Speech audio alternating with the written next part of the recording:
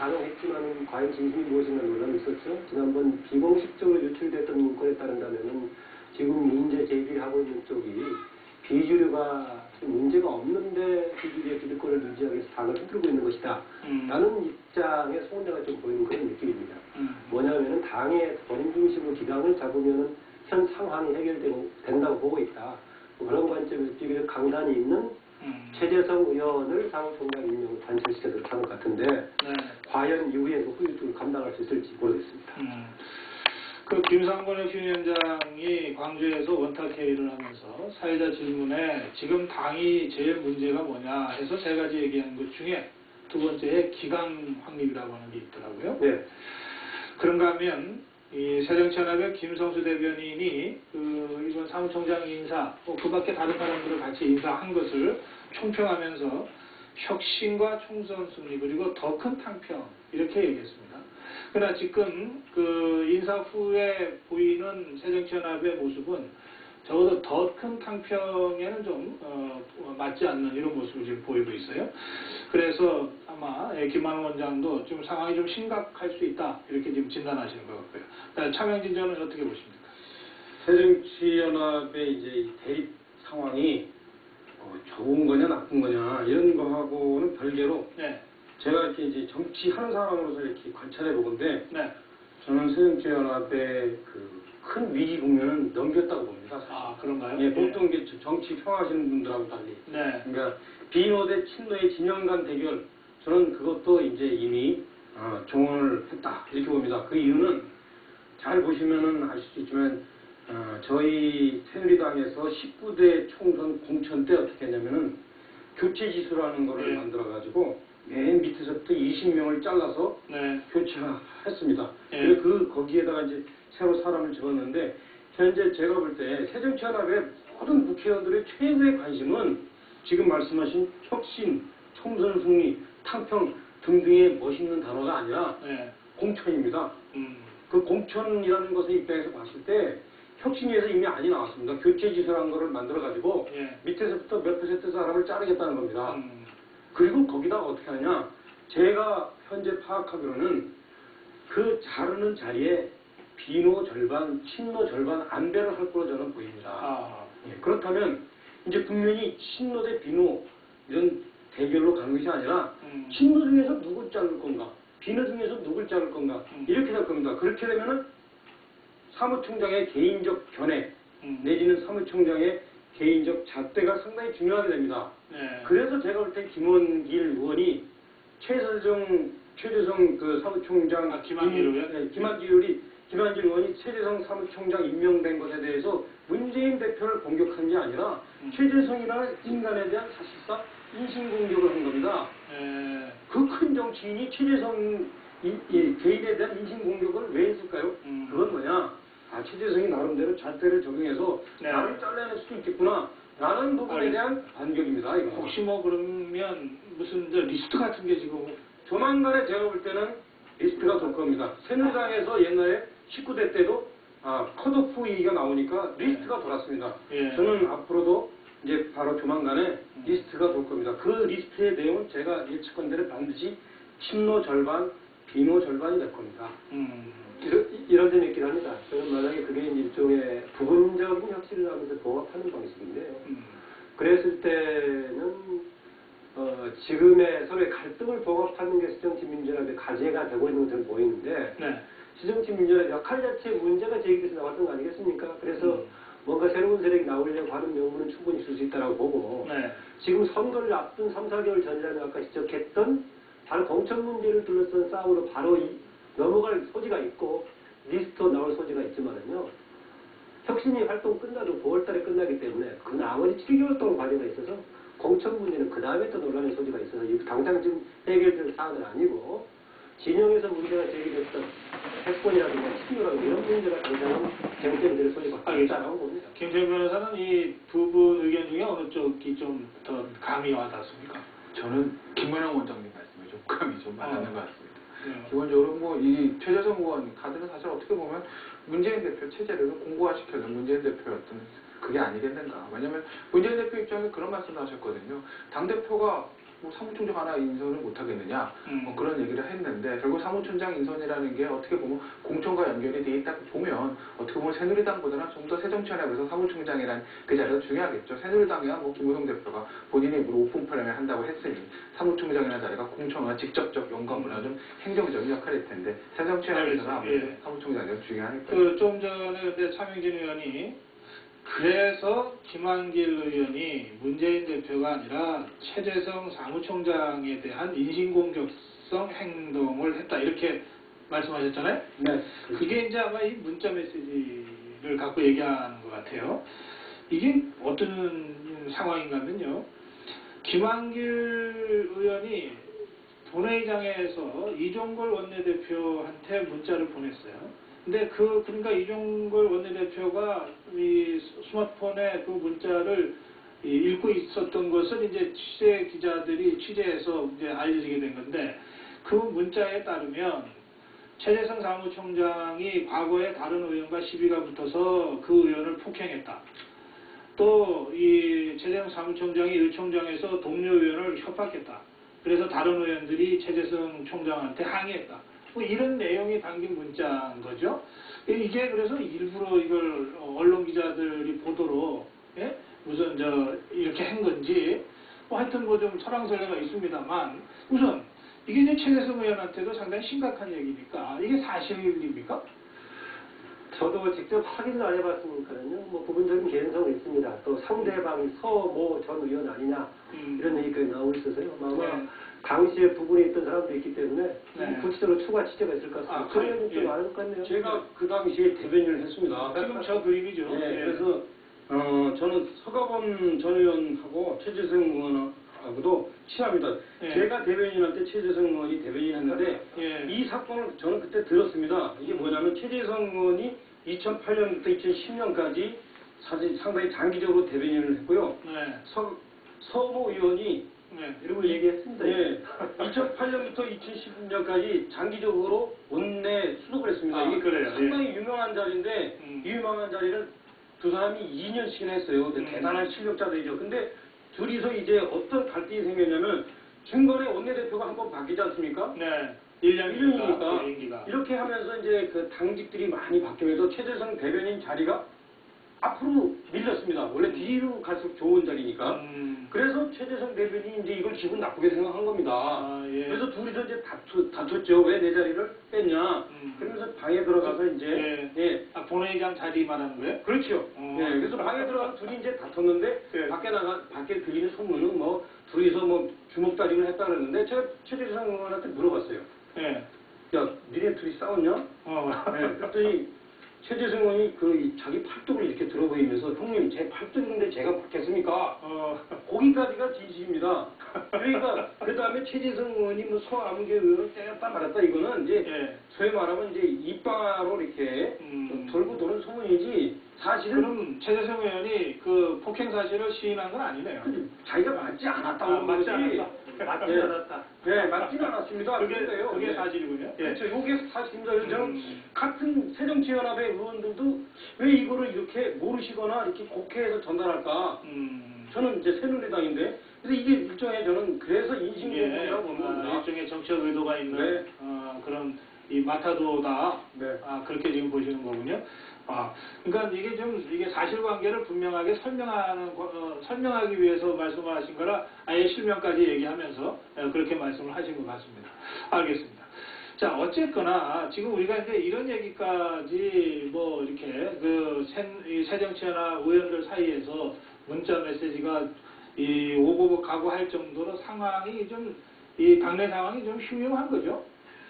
그렇죠. 그렇다 또 그 이전에 지금 이틀 전에 정확한 보도인지 모르겠는데 어느 신문을 중심으로 해가지고 뭐 신당 소문이 확장되는 또 나왔고요. 또 마침 어제는 혁신위에서 1차 혁신을 발표했던 그날 아닙니까?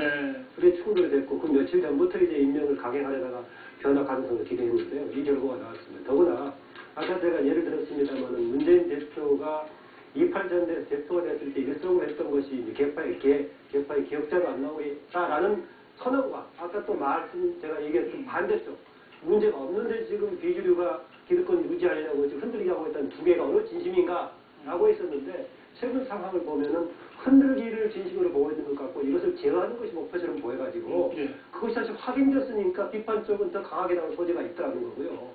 일정으로 봤을 때 지금 아마 새롭게 뭔가 논란이 될 소지가 있는 마치 지난번에 5월, 6월 정기가 됐어요. 그런 국면이기 때문에 이게 지금 아까 제가 그래서 초반에 심각한 상황이 아닌가 그렇게 봤던 겁니다. 말씀하세요.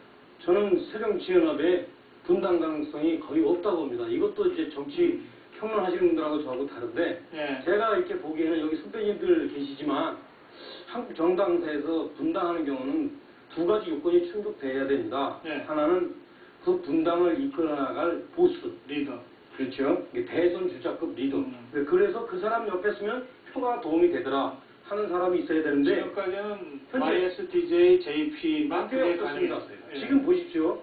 잘 보면은 현재 새정치연합에 문재인 대표가 그동안 흔들렸는데 박원순이라는 새로운 변수가 등장했습니다.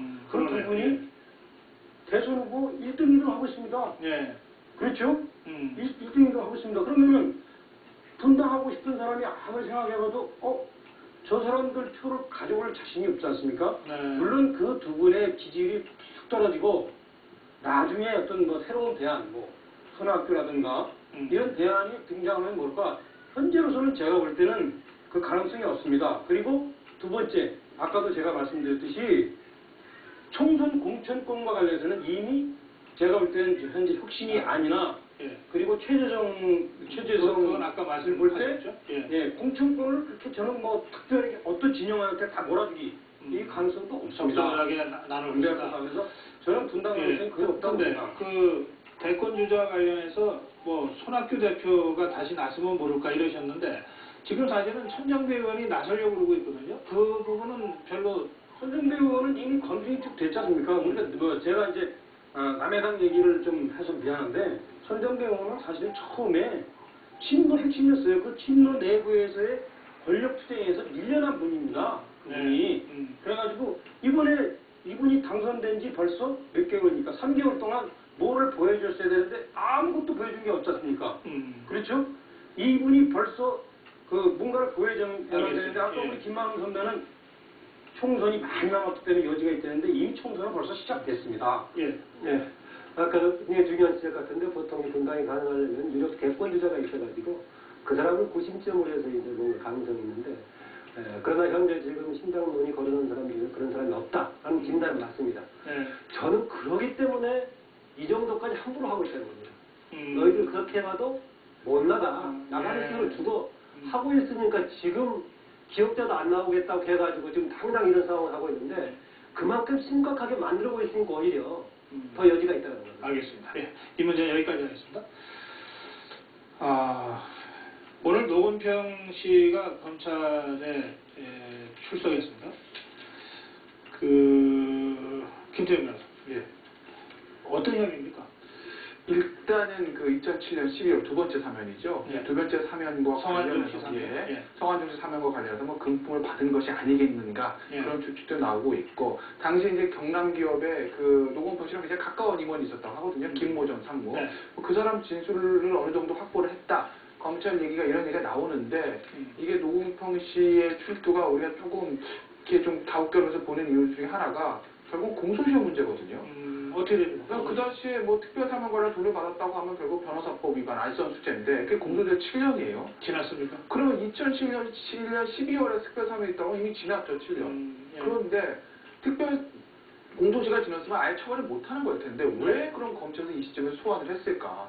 아니면 공소시효 완성되면 그걸 뭐 조사하겠습니까? 어차피 정치적인 부담이 있음에도 불구하고 그렇기 때문에 지금 나오는 두 가지 관측이 노건평 씨 혹시 다른 혐의가 있는 거 아니냐 하나 그거 하나 있고 2007년 12월에 특별사면이 있었지만 만약에 금품 수수가 그 이후에 있었다고 하게 되면 2005년, 2008년 중반이라서 그런 시키는 다음에 그렇죠. 뭐 살해 금지로요. 그렇기 때문에 그렇다고 보면 공소시효가 남아있는 거 아니겠는가 그런 한 두 가지 관측들이 진행되고 있는 거죠. 알겠습니다. 일단 조사를 받고 있으니까 이제 검찰이 어쨌든 결과를 발표를 하겠죠. 김한길 의원과 이인재 의원도 소환 통보를 받은 상황이거든요. 근데 이 두 사람은 이 성완종 씨로부터 이 정치자금을 받은 혐의로 지금 검찰이 조사하겠다는 거 아닙니까? 이 경우에도 뭐 공소시효 문제가 있습니까? 그렇지 않죠. 이제 김한길 전 대표 같은 경우는 2013년 대표 경선 때 돈을 받았다는 일단 혐의인 거고요. 그다음에 이인재 의원 같은 경우 2012년 총선 때니까요. 아직 뭐 공소시효는 많이 남아 있습니다. 다만 이 두 사람 같은 경우에 공소시효를 떠나서 이미 그 성완종 회장이 지금 고인이 됐기 때문에 과연 정확하게 기소할 수 있을 만한 물증을 확보했는가. 왜냐하면 그 홍준표 지사나 이완구 총리도 사실 쉽지 않다는 관측들이 많지 않습니까? 근데 이 두 의원을 과연 처벌할 수 있겠는가. 증거를 얼마나 확보했을까 하는 그런 어려움이 좀 있죠. 그런데 지금 새정치연합에서는 이제 물타기다 이러면서 검찰 출석 자체에 불응하겠다 이런 입장이죠? 네, 좀 그렇게 나왔는데 이제 김한길 전 대표를 중심으로 수사가 계속 진행이 될 것인가 아니면은 성완종 리스트를 마무리하는 수순으로 그냥 8명 중에 2명만 건드리고 나머지를 그냥 하려는 그러니까 여기까지 확장해서 사령관 처럼했다가 동시에 마무리하는 쪽으로 갈지 이건 두고 봐야겠는데 전반적으로는 저는 황교안 총리 체제가 우려했던 대로 뭔가 사드와 관련된 역할을 하지 않을까 그런 생각은 있습니다. 그래 그러면 김한길 의원 수사도 단순히 이 마무리 수준이 아니라 실제 수사 의지를 가지고서 지금 김한길 의원 문제를 끝까지 가는 것은 다른 별개의 문제고 다른 차원에서라도 지금 이제 뭐 그래 그렇다면 새정치연합이 계속 소환불응을 하면은 또 다른 의미에서 이게 저 강대강 대치 국면이 이제 만들어지겠네요. 글쎄요, 이제 그 단계에서 그 다음 단계 어떻게 갈지 하는 것인데 당장 문제는 내일 지금 가능성이 꽤 많다고 하는 국회법 거부권을 박근혜 대통령이 행사할 것인가 이게 1차적인 지금 갈등에 좀 깃전이 알겠습니다. 어떻게 보세요? 예. 이 수사만 놓고 보면 현재 진행되는 걸 보면 물론 이제 제가 이 검사가 아니라 가지고 실제 내막은 모르겠지만 제가 바깥에서 보는 거는 좀 마무리 수순 같다. 성완종 수사에 이 정도 이인재 최고나 김한길 최고 같은 사람을 불러서 수사를 진짜 본격적으로 하려고 마음먹었으면 혐의 내용을 어떤 식으로든 흘렸겠죠. 그래서 그 부분에 대한 어떤 정치적인 그 의미를 국민들이 생각하도록 하겠죠. 그런데 지금 그냥 슬쩍 부르는 식이냐면 그냥 마무리하겠다. 그리고 이게 말씀이죠. 제가 볼 땐 그럼 사정정국으로 더 안 가겠구나. 그렇다면 박근혜 대통령이 여태까지는 제가 국회법 개정안에 대해서 거부권을 행사할 것이다 생각했었는데 이 정도면 국회법 개정안에서 거부권을 안 행사할 수도 있겠다라는 느낌이 옵니다. 그 점에서는 김무성 대표가 거부권이 행사되지 않았으면 하고 어제 입장도 흘렸고 지금은 또 코멘트하지 않겠습니다 이랬는데 뭐 좀 이게 조율이 있는 거로 봐야 됩니까? 아니면 우리가 이제 그 정치인이 말을 할 때는 그냥 단순히 개인적인 소신이나 양심에 의해서 말하지 않고 절대적으로 이렇게 관계 속에서 조절을 거쳐가면서 말하는데 그런 것들이 없었을 경우에 이제 되게 이제 돌출 발언이 되면서 문제가 되는데 저는 김무성 대표도 대충 이렇게 느낌을 받지 않으셨을까. 그래서 지금 제가 봐도 현재 정국을 몰아가는 특히 이 사정정국과 관련해서 이 몰아가는 이 정부 쪽의 태도가 대충 사정정국을 마무리하는 거라면 박근혜 대통령이 현재 정치권과의 굳이 각을 세우는 대치는 하지 않겠다 싶습니다. 오늘 야권 짚어야 될 얘기들이 많아서 오늘은 여기서 마무리를 해야 되겠는데 이 거부권 행사와 관련해서는 두 분이 약간 다른 그런 뉘앙스로 지금 전망을 해주셨는데 이건 상황 진행되는 대로 한 번 더 좀 짚어보도록 하겠습니다. 말씀 잘 들었습니다. 고맙습니다. 담당 타타 오늘 순서 여기서 마무리하겠습니다. 편안한 밤 되시고요. 내일 밤 다시 뵙겠습니다. 고맙습니다.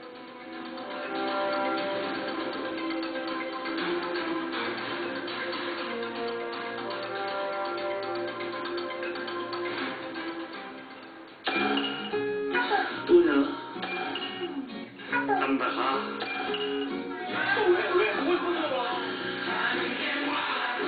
우리 이렇게 잘 넘어가? 우리가 어렵습니까? 하이트 비거리 킹 리믹스에 주목하라.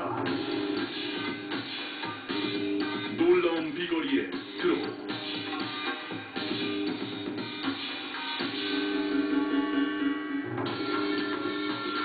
놀라운 비거리의 페이드.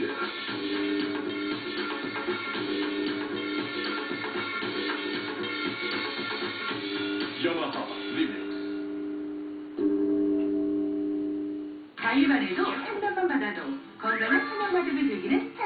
원액기를 드립니다.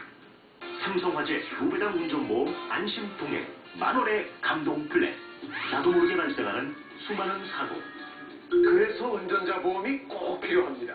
교통사고 처리지원금 3천만 원 한도 실손보상, 보법 판결 금액 벌금 2천만 원 한도 실손보상, 정식 기소 시 자동차 사고 변호사 선임 비용 사고당 500만 원 한도 실손보상해 드립니다. 예측하기 힘든 큰 사고. 만약 가장이 사망한다면 유족들에게 남겨줄 수 있는 운전 중 교통상해 사망보험금으로 2억 원을 일시금으로 한 번에 보장해 드립니다.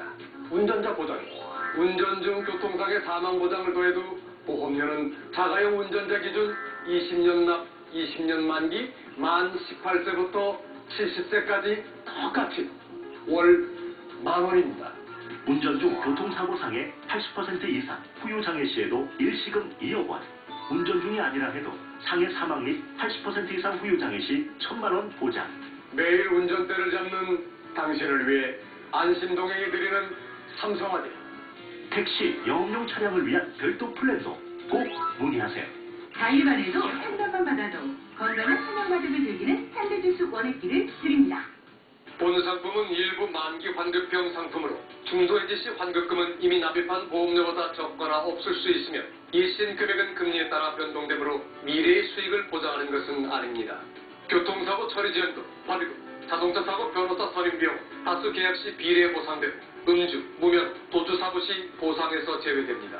청약일로부터 30일 한도로 보험 증권 수령 후 15일 이내 청약 철회가 가능하며 청약 미납 시 약관 교부 및 설명 의무 불이행 시 3개월 이내 계약 취소가 가능합니다. 가입안에도 상담만 받아도 건강한 생활과정을 즐기는 현대주스 원액기를 드립니다. 삼성화재 2배당 운전보험 안심동행 만원의 감동 플랜. 나도 모르게 발생하는 수많은 사고. 그래서 운전자 보험이 꼭 필요합니다. 교통사고 처리지원금 3천만 원 한도 실손보상, 보법 판결 금액 벌금 2천만 원 한도 실손보상, 정식 기소 시 자동차 사고 변호사 선임 비용 사고당 500만 원 한도 실손보상해 드립니다. 예측하기 힘든 큰 사고. 만약 가장이 사망한다면 유족들에게 남겨줄 수 있는 운전 중 교통상해 사망보험금으로 2억 원을 일시금으로 한 번에 보장해 드립니다. 운전자 보장, 운전 중 교통상해 사망보장을 더해도 보험료는 자가용 운전자 기준 20년 납, 20년 만기, 만 18세부터 70세까지 똑같이 월 10,000원입니다. 운전 중 교통사고 상해 80% 이상 후유장애 시에도 일시금 2억 원. 운전 중이 아니라 해도 상해 사망 및 80% 이상 후유장애 시 1,000만 원 보장. 매일 운전대를 잡는 당신을 위해 안심동행이 드리는 삼성화재. 택시, 영업용 차량을 위한 별도 플랜도 꼭 문의하세요. 가입안에도 상담만 받아도 건강한 생활과정을 즐기는 현대주스 원액기를 드립니다.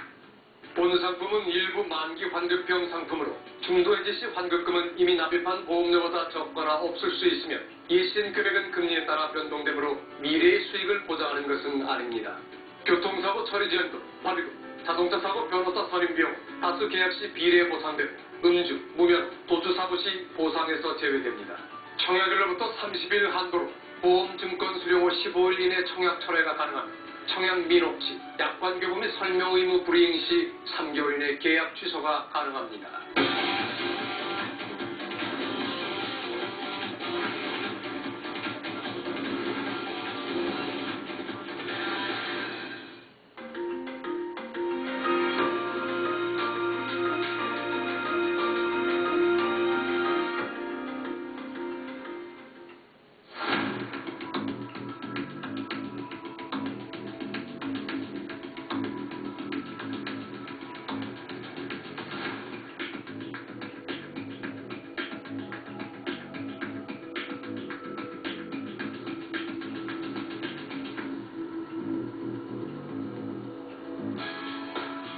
TV는 아시아를 대표하는 뉴스 채널로서 세계의 다양한 소식을 우리의 시각으로 정확하고 빠르게 전하겠습니다. 연합뉴스 TV는 알기 쉽고 친절한 뉴스를 위해 따뜻하고 친근한 방송으로 다가가겠습니다. 연합뉴스 TV는 방송통신심의위원회 심의 규정을 준수합니다.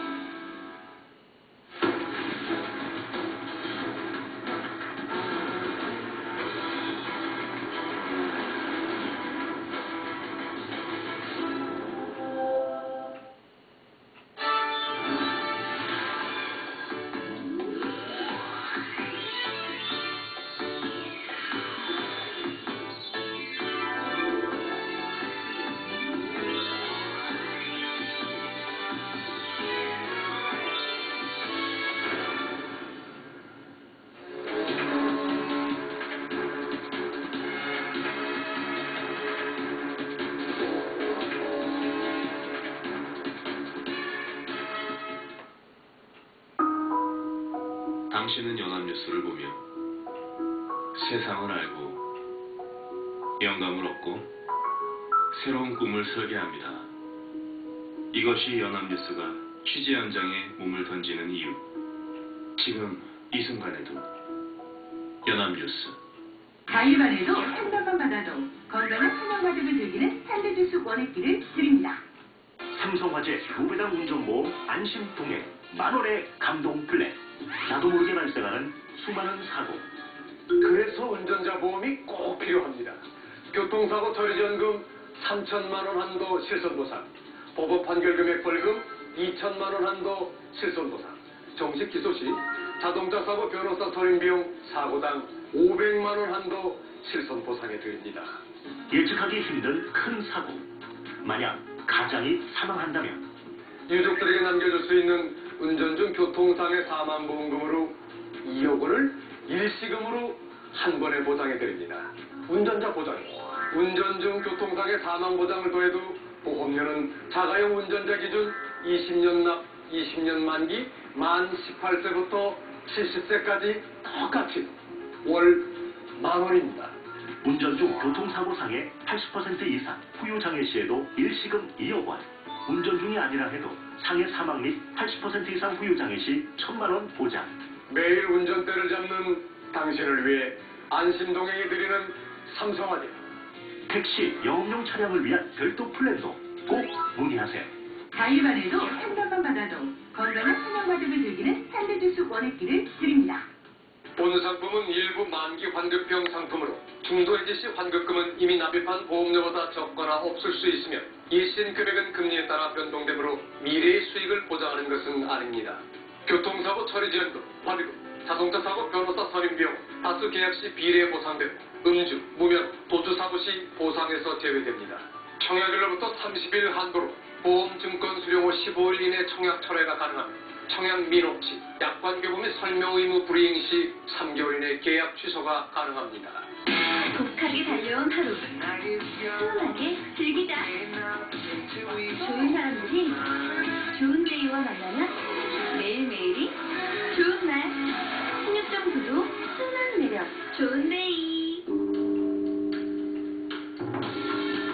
놀라운 비거리의 스피드.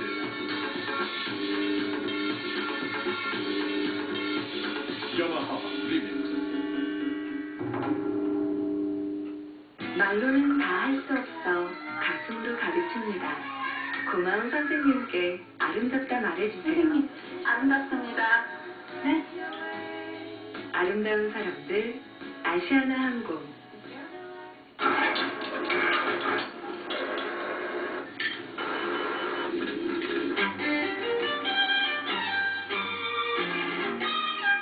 See the great, feel the great. LG G4. 몰랐어? 피로하면 피부부터 망가지니까 일단 피로부터 잡아. 사실 난 C+로 꾸준히 항산화 관리하고 있어. 항산화제가 플러스, 아로나민 C+. 다시 생생해진 느낌? 놀랄 거야. 이 시각 주요 뉴스입니다. 박근혜 대통령의 국회법 개정안에 대한 거부권 행사가 임박했습니다. 박 대통령이 오늘 국무회의에서 국회법 개정안에 대해 제2요구 절차를 밟을 가능성이 높은 것으로 알려졌습니다. 서울 시내버스노사가 파업 직전 극적으로 협상을 타결했습니다. 이에 따라 예고됐던 파업도 철회돼 우려했던 출근 대란은 피하게 됐습니다. 메르스 환자가 계속 나오고 있는 삼성 서울병원의 부분 폐쇄가 무기한 연장됐습니다. 또 메르스 확진자가 다녀간 한양대 구리병원 응급실은 그제부터 진료를 중단했습니다. 고 노무현 전 대통령의 친형 검평 씨가 검찰 조사를 받고 귀가했습니다. 검찰은 노검평 씨가 성완종 회장의 특별 사면에 관여했는지를 집중 조사한 것으로 전해졌습니다. 어제 제주와 남부를 시작으로 오늘은 충청까지 장마 전선이 북상하겠습니다. 내일은 서울을 포함한 전국에 장맛비가 내리겠습니다.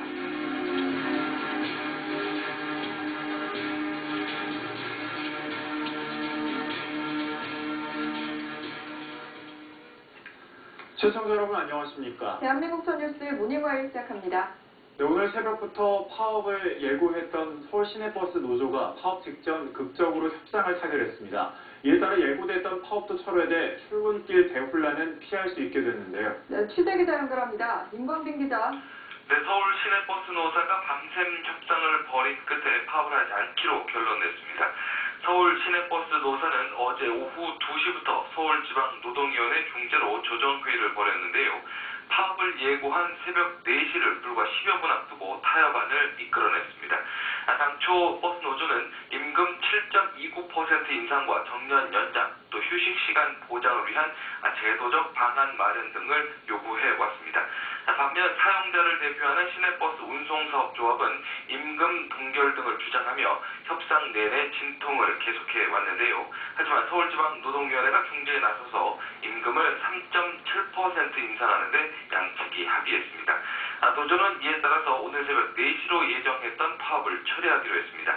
이에 따라서 우려했던 서울 시내버스 파업으로 인한 출근길 시민들의 불편도 피할 수 있게 됐습니다. 보도국에서 연합뉴스TV 임광빈입니다.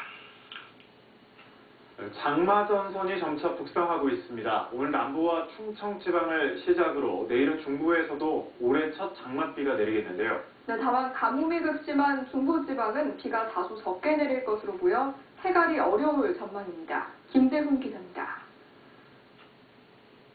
천리안 위성이 한반도를 내려다본 모습입니다. 일본 남해상부터 제주도를 지나 중국까지 길게 이어진 비구름이 장마전선입니다. 수증기를 잔뜩 머금으며 발달하고 있는 장마전선은 오늘 조금 더 북상해 남부지방에 올해 첫 장맛비를 뿌릴 전망입니다. 내일은 장마전선이 충청까지 올라와 장맛비는 전국으로 확대되겠습니다. 금요일까지 제주와 전남, 경남에 80mm, 제주 산간과 전남 남해안은 120mm가 넘는 큰 비가 예상됩니다. 동풍과 지역적인 영향을 받는 강원 영동 지방에서도 최고 80mm의 비가 내릴 것으로 보입니다. 다만 비구름 대부분이 남쪽에 집중되는 탓에 중부지방에서는 비가 조금 내리고 그칠 전망입니다. 서울, 경기도와 강원도 영서는 장마전선의 영향을 받겠으나 강수량이 많지 않을 것으로 예상됨에 따라 이 지역의 극심한 가뭄의 해갈은 어려울 것으로 전망됩니다. 장마전선은 주말부터 다시 남하하기 시작해 제주 남쪽에서 머물다 다음 주 초반 다시 북상할 것으로 기상청은 내다봤습니다. 연합뉴스TV 김재훈입니다. 다음 소식입니다. 메르스 확진자가 4명이 늘어 총 179명이 됐습니다. 네, 환자가 계속 발생하는 삼성 서울병원의 부분 폐쇄는 무기한 연장됐고 한양대 구리병원 응급실도 지난 23일부터 응급실 진료를 중단했습니다. 이슬기 기자입니다. 메르스가 아슬아슬한 진정세를 이어가고 있습니다. 감염자 수는 하루 사이 4명 늘어 누적 확진 수가 179명이 됐습니다. 추가된 177번 환자는 슈퍼전파자 14번 환자와 삼성 서울병원 응급실에서 접촉했는데 최대 잠복기를 열흘 이상 넘겨 확진 판정을 받아 또 논란이 예상됩니다. 추가 확진자 중에는 환자의 가족과 강릉의료원 간호사도 포함됐습니다. 이 간호사는 보호장구를 착용하고 환자를 돌봤는데도 감염돼 감염 경로를 확인 중에 있습니다. 환자가 대규모로 발생한 삼성 서울병원은 부분 폐쇄 기간을 무기한 연장 치료했습니다. 추가 환자가 발생한 건국대병원도 외래와 입원 환자를 받지 않는 부분 폐쇄에 들어갔고 170번 환자가 다녀간 것으로 확인된 한양대 구리병원은 응급실 진료를 중단했습니다. 부산에서는 메르스 양성 반응자가 발생해 질병관리본부에 확진 검사를 의뢰했습니다. 메르스 사망자 수는 27명을 유지했고 퇴원자는 13명 늘어 67명으로 집계됐습니다. 한 달 넘게 치료를 받아온 국내 첫 메르스 환자는 위험한 고비를 넘긴 끝에 완치 판정을 앞두고 있습니다. 메르스로 치료 중인 환자 수는 85명까지 줄었는데 이 중 16명은 상태가 불안정합니다. 연합뉴스TV 이슬기입니다. 이런 가운데 이른바 슈퍼전파자로 불리던 14번 확진자가 퇴원했습니다. 네, 80명 넘게 감염시킨 사실이 드러나면서 비난을 받았지만 따지고 보면 이 환자 또한 피해자라는 여론도 만만치 않습니다. 황별현 기자의 보도입니다. 평택 성모병원에 이어 삼성 서울병원이 메르스 확산의 새로운 진원지로 주목받고 있습니다. 최근 발생한 3차 감염자 7명. 평택 성모병원에서 일본 환자에게 감염된 이후 슈퍼 전파자가 된 14번 환자. 메르스 증상이 나타났는데도 삼성 서울병원에서 응급실을 벗어나 외부 복도와 화장실 등을 돌아다녀 80명 넘는 사람에게 바이러스를 전파했습니다. 이 때문에 14번 환자의 무분별한 행동이 메르스 사태를 키운 요인 중 하나라는 비판이 제기됐습니다. 그러나 14번 환자가 가해자라기보단 피해자라는 동정론도 나오고 있습니다. 이 환자는 확진 판정 전날까지 자신이 메르스 확진자와 접촉한 사실을 전혀 몰랐고 삼성 서울병원 역시 마찬가지였습니다. 평택 성모병원에서 온 거는 알고 있었는데 당시 평택 성모병원이 제 메르스가 5번째 환자분에 의해서 감염이 많이 확산되어 있다는 내용에 대해서는 알 수 없었다. 결국 14번 환자가 본의 아니게 슈퍼 전파자가 된 데는 보건당국이 병원 명단을 공개하지 않은 탓이라는 의견이 적지 않습니다. 연합뉴스TV 황정현입니다. 네, 박근혜 대통령이 국제 방역 전문가들과 만나 메르스 사태에 대한 대응 방안을 논의했습니다. 네, 박 대통령은 신종 감염병에 대비하기 위한 조직과 인력 등 근본적인 대비책을 마련하겠다고 밝혔습니다. 윤석희 기자입니다. 중동호흡기증후군 메르스에 대응하기 위해 국제 방역 전문가들을 청와대로 초청한 박근혜 대통령. 처음 겪는 신종 감염병으로 대비가 부족했고 확산을 초기에 막지 못했다며 조언을 구했습니다. 우리나라에서 처음 겪는 낙타에서 시작된 신종 감염병이기 때문에 대비가 부족했고 또 그 유입과 확산을 초기에 막지 못했습니다. 그러면서 메르스가 종식되면 대응 과정 전반을 되짚어서 근본 대책을 마련하겠다고 말했습니다. 이번 경험을 토대로 해서 신종 감염병에 효과적으로 대응을 할 수 있도록 조직이라든가 인력, 제도를 갖춰 나갈 계획입니다.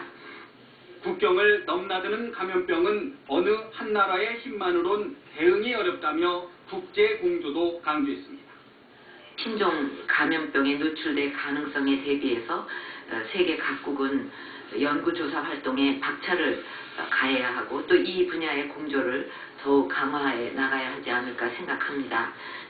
이를 위해 양자 간, 다자 간 공조를 강화할 상시적인 조직 구성 방안도 제안했습니다. 간담회에는 미국 질병통제센터, 세계보건기구 WHO 등 국내외 전문가 10여 명이 참석했으며 박 대통령의 요청으로 우리나라를 찾았습니다. 연합뉴스TV 윤석입니다. 황교안 국무총리가 메르스 사태에 대한 정부 경계 단계와 관련해 사실상 심각 단계로 움직이고 대처하고 있다고 말했습니다. 황 총리는 어제 국회 대정부 질문에서 현재 메르스 대응 단계를 주의해서 격상해야 한다는 지적에 충분히 검토해 보겠다며 현실적으로 심각 단계 그 이상의 조치를 취하고 있다고 답했습니다. 국민안전처가 이번 사태에 제대로 대응하지 못했다는 지적에는 국민안전처가 생긴 지 얼마 안 돼 여전히 부족한 면이 많다고 말했습니다. 고 노무현 전 대통령의 친형 검평 씨가 검찰에 나와 15시간 넘게 조사를 받고 귀가했습니다. 검찰은 성완종 전 회장이 특별 사면되는 과정에서 검평 씨에게 청탁을 했는지와 대가성 금품이 오갔는지를 집중 추궁했습니다. 임광빈 기자입니다. 어제 오전 10시 40분쯤 취재진을 따돌린 채 검찰에 출석한 노건평 씨.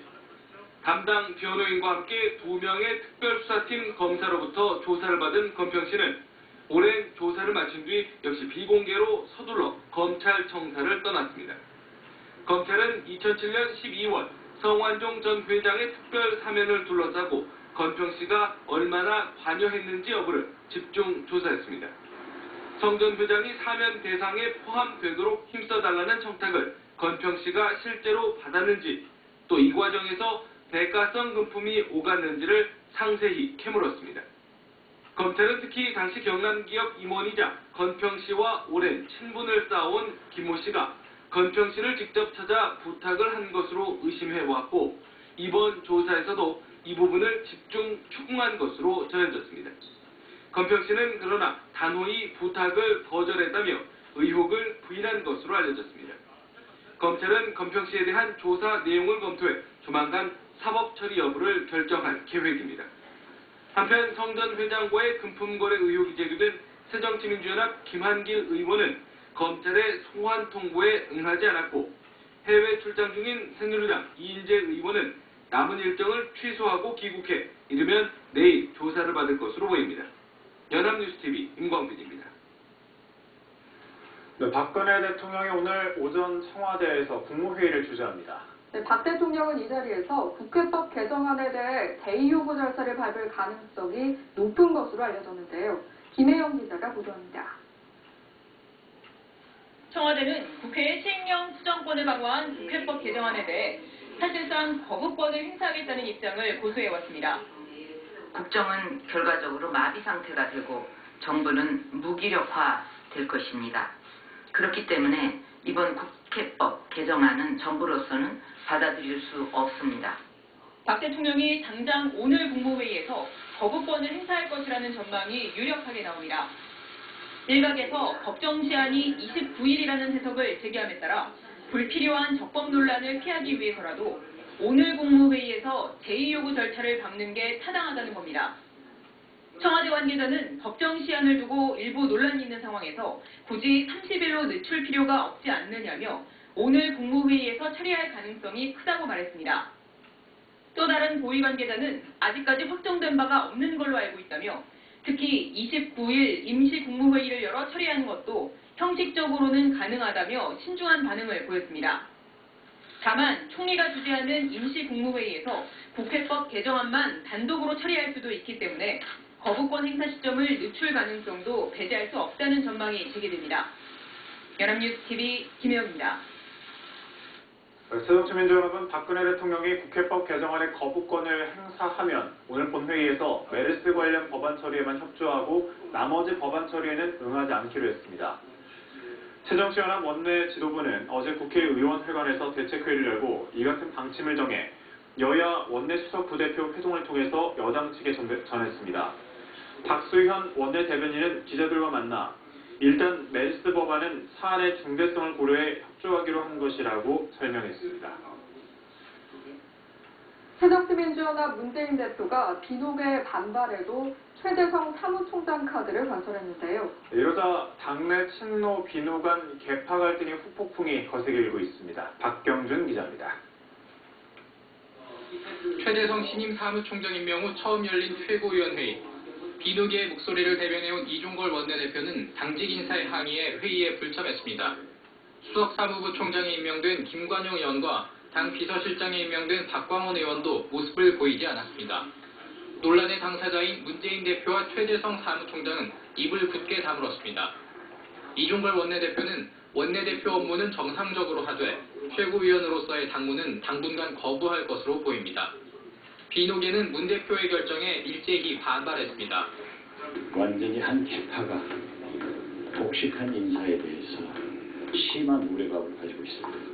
정치적 동지들과 여러 가지를 상의해 나가겠습니다. 민진모 등 비노계 의원 모임은 3.3.5 회동에서 대책을 논의할 것으로 알려졌습니다. 비주류의 반발이 거세자 지도부는 진화에 나섰습니다. 최재성 사무총장과 함께 범주류로 분류되는 전병헌 최고위원은 이번 인사가 비노 진영의 불이익을 주려는 것은 아니라고 주장했습니다. 공천의 전횡을 휘두르는 것 아니냐라는 것이 만약에 현실화된다면 저부터도 결코 좌시하거나 결코 용납하지 않을 것이라는. 총선 승리와 탕평에 초점을 맞춘 인사라고 했지만 계파 간 갈등의 골은 더욱 깊어지는 양상입니다. 연합뉴스TV 박경준입니다. 네, 근로정신대 할머니들이 일본 미쓰비시 중공업을 상대로 낸 소송에서 또다시 이겼습니다. 네, 80대인 피해 할머니들은 미쓰비시를 향해 재판을 하며 시간을 쓰지 말고 더 늦기 전에 사죄와 배상을 하라고 촉구했습니다. 장아름 기자입니다. 10서너 어린 나이에 일본 군소공장에 끌려가 임금도 받지 못한 채 착취당한 소녀들. 법원은 근로정신대 강제동원은 반인도적 불법 행위라며 1심에 이어 또다시 미쓰비시 중공업의 배상 책임을 인정했습니다. 여자한테 받아왔는데 모든 것이 치고 돌아오고 지는 것보다도 약한 나라가 얼마나 비참하다고 느껴집니다. 우리 대한민국 그로 말미암아 이렇게 승리해서 감사합니다. 항소심 재판부는 미쓰비시가 피해자 6명에게 총 5억 5,208만 원의 위자료를 배상해야 한다며 원고 일부 승소 판결을 내렸습니다. 1심에서 인정된 위자료는 총 6억 8천만 원이었습니다. 근로정신대 피해자와 유족 등 7명은 1999년 일본 정부와 미쓰비시 중공업을 상대로 일본 법원에 손해배상 청구 소송을 내 패소했지만 2013년 국내 법원 1심에서 승소했습니다. 그러나 이 사이 피해 할머니 1명이 사망했고 다른 할머니들도 80대를 훌쩍 넘겼습니다. 피해자들은 미쓰비시 중공업이 더 늦기 전에 상고를 포기하고 즉각 배상해야 한다고 주장했습니다. 미쓰비시가 끝까지 책임을 회피하고 상고로 또다시 시간을 허비한다면 이는 제2의 반인륜 행위이자 용서받지 못할 범죄다. 연합뉴스 장하림입니다.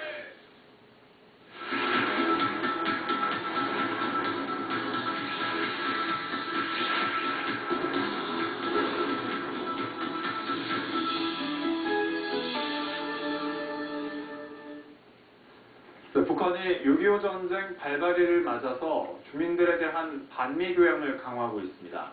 특히 이번에는 이른바 남한 간첩에게 무기징역형을 선고하고 이를 대대적으로 공개하는 등 대남 비난도 이어졌습니다. 지성민 기자입니다. 미국과 그 추종 세력이 먼저 6.25 전쟁을 도발했다고 주장하는 북한. 6.25 전쟁 발발일을 앞두고 미국에 대한 복수를 다짐하는 행사들은 잇따라 열었습니다. 6.25 미제 반미 투쟁의 날이 뜨엄한 성민학생들과 유명원들의 복수교류 모임들이 23일 각각 진행됐습니다. 북한 TV는 미국을 비난하는 내용의 자료들이 전시돼 계급 교양관 소개 영상을 내보내며 반미 분위기를 띄웠습니다. 미제야말로 인민의 피 맺힌 당천지 원수이며 미제와 계급적 원수들과는 대를 이어가며 끝까지 싸워야 한다는 것을. 예년과 달리 올해에는 미국뿐 아니라 대남 비난에도 열을 올렸습니다. 파쇼 통치로 온 남조선 땅을 인권 불모지로 만들어 놓고 동족 대결에 미쳐날뛰는 남조선 괴뢰들에 대한 치솟는 분노로 북한이 이처럼 대남 비난을 강화하는 것은 북한 인권 상황을 감시할 유엔 북한 인권 사무소가 서울에서 문을 연 것에 대한 반발이라는 관측입니다. 특히 북한은 지난 23일 남한 간첩이라고 주장하는 우리 국민 김국기 씨와 최춘길 씨에게 무기징역형을 선고하고 이 같은 내용을 신문, 방송을 통해 주민들에게 공개하며 대남 적개심을 고취했습니다. 연합뉴스TV 지성민입니다.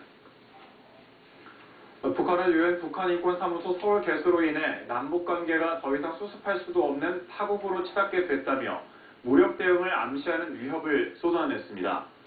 북한 조국평화통일위원회는 성명을 내고 거듭되는 경고에도 유엔 북인권사무소라는 화근을 남한 땅에 끌어들여 남북관계는 더 이상 만회할 수도 수습할 수도 없는 파국으로 치닫게 됐다고 비난을 했다고 조선중앙통신이 보도했습니다.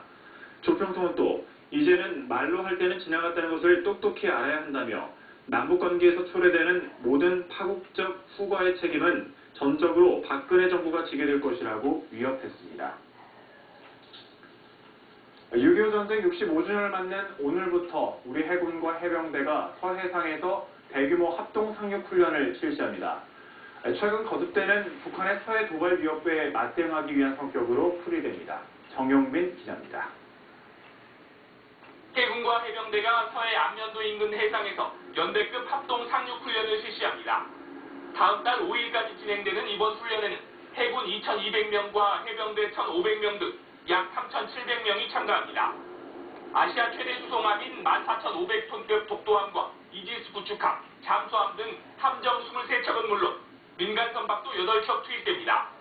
항공기 45대와 상륙 돌격 장갑차 36대도 동원돼 육해공 입체적 상륙작전을 벌인다는 계획입니다. 지난달 실전 배치된 4,500톤급 상륙함, 천왕공함도 처음으로 참가합니다. 천왕공함은 완전 무장한 상륙군 300여 명과 상륙정, 장갑차를 동시에 탑재할 수 있고 상륙 헬기 2대의 이착륙도 가능합니다. 적의 해상 위협을 가정한 해상 기동과 상륙 목표지의 적 무력화를 위한 함포, 항공 화력 지원 등 다양한 상황 대응 훈련이 이루어집니다. 이번 훈련은 북한의 서해상 도발 위협이 이어지고 있는 상황에서 맞대응 성격이 강한 것으로 풀이됩니다. 북한은 이달 들어서만 서해 NLL을 4차례나 침범하고 스텔스 고속 함정을 배치하는 등 심상치 않은 움직임을 보이고 있습니다. 6.25 전쟁 65주년에 맞춰 시작되는 이번 훈련을 통해 우리 군은 북한이 도발할 경우 가차없이 응징할 수 있는 태세를 완비한다는 계획입니다. 연합뉴스TV 정영근입니다. 전국체전에 선수들을 부정 출전시키고 승부를 조작한 유독의 인사들이 무더기로 적발됐습니다. 이 중에는 올림픽에서 메달을 따고 국가대표 감독까지 지낸 대학 교수들도 있었습니다. 보도에 정빈나 기자입니다. 경기 종료 직전 청색 유도복을 입은 선수가 마지막 공격을 합니다. 유효 한 개로 앞선 청색 선수의 승리가 확실시 되는 상황. 그런데 경기가 잠시 중단되더니 청색 선수에게 벌칙인 지도가 선언됩니다. 이미 지도 3개를 받은 청색 선수는 결국 반칙패했습니다. 경기 승패가 뒤집힌 건데 알고 보니 조작된 승부였습니다. 규정상 주심 판정 전까지는 심판위원장이 개입할 수 없지만 문헌대 대한유도회 심판위원장이 무전기를 통해 주심에게 지도를 주라고 지시한 겁니다. 경찰은 문 위원장을 포함해 최근 7년간 선수들을 전국체전에 부정 출전시키거나 승부를 조작한 혐의 등으로 대학 교수와 각 시도체육회, 유도회 관계자 40명을 입건했습니다. 여기에는 올림픽 메달리스트이자 국가대표 감독을 지낸 안병근, 조인철 용인대 교수 등도 포함됐습니다.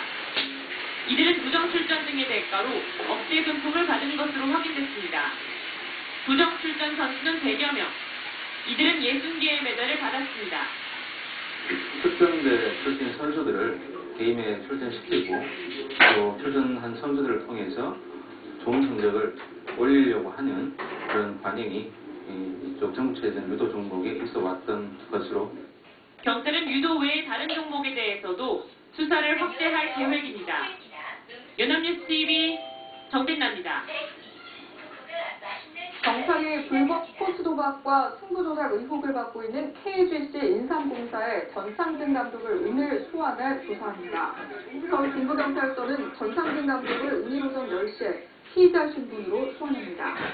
경찰은 전 감독을 상대로 승부 조작 의혹이 제기된 5개 경기의 선수 운용과 불법 스포츠 도박 관련 혐의를 청구를 해냈습니다. 엔카의 여왕으로 일본에서 오래 활동한 가수 배은숙 씨가 필로폰을 투약한 혐의로 영장이 청구됐습니다. 수원지검 안양지청은 필로폰을 투약한 혐의로 개 씨에 대한 구속영장을 청구했습니다. 개 씨는 자신의 집 등에서 3차례 필로폰을 투약한 혐의를 받고 있습니다. 앞서 개 씨는 일본에서 활동하던 2007년 11월 각성제를 소지한 혐의로 현지 단속반에 체포돼 일본 법원에서 징역 1년 6월에 집행유예 3년을 선고받았습니다. 아파트에서 환풍시설까지 설치해서 대마초를 몰래 키운 남성이 경찰에 적발됐습니다. 무려 9만여 명이 피울 수 있는 분량을 재배했다고 하는데요. 주로 20, 30대 해외 유학파들이 손을 댔습니다. 윤진현 기자가 취재했습니다. 방 안에 설치된 대형 텐트 안에 LED 조명이 환하게 켜져 있습니다. 그 밑으로 놓여진 화분들 모두 대마입니다. 109제곱미터 아파트에서 전문적인 재배 시설을 갖추고 대량으로 대마를 질러 판매한 39살 이모 씨가 쇄골안을 찼습니다. 집안에서 발견된 대마는 모두 46그루, 92,000명이 대마초로 피울 수 있는 분량입니다. 이 씨는 대마 냄새가 새어나가지 않도록 창문을 스티로폼으로 막고 텐트를 설치해 그 안에서 대마를 키웠고 환풍기와 정화조 냄새 제거기까지 구비해뒀습니다. 대마는 향이 매우 강해서 아파트나 가정집에서 재배하기 어려운데 완벽한 환풍 시설을 갖추고 이렇게 많은 양의 대마를 재배한 것은 이번이 처음이라고 합니다. 이 씨에게서 대마를 구입한 이들은 대부분 20, 30대 해외 유학파 출신. 강남 유명 클럽 등지에서 마약을 거래하고 흡입했습니다. 경찰은 이 씨를 비롯해 대마를 유통시킨 5명을 구속하고 대마초를 흡입한 68명을 불구속 입건했습니다.